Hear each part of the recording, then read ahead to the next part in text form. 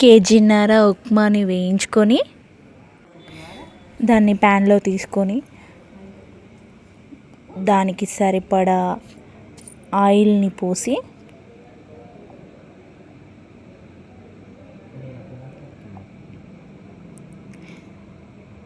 కొద్దిగా జీలకర్ర, ఆవాలు,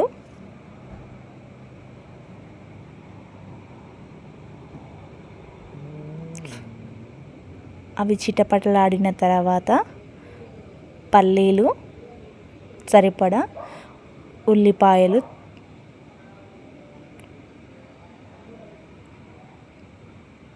ఒక్కసారి వాటిని కలుపుకొని తగినన్ని ఎండుమిరపకాయలు,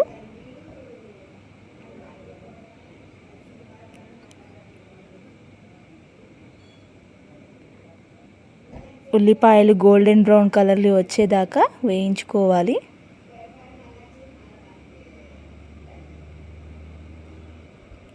తర్వాత కరివేపాకు,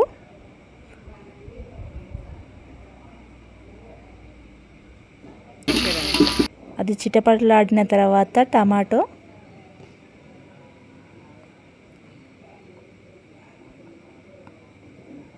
కొద్దిగా ఉప్పు, సరిపడేన్ని వాటర్ పోసుకొని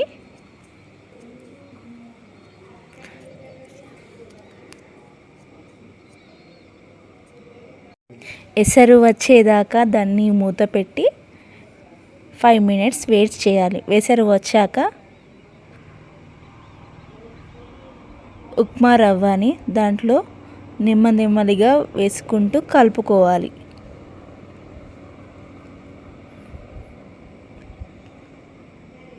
దాని తర్వాత కొద్దిసేపు 5 minutes అలా సిమ్లో ఉంచి కలుపుకుంటూ ఉండాలి.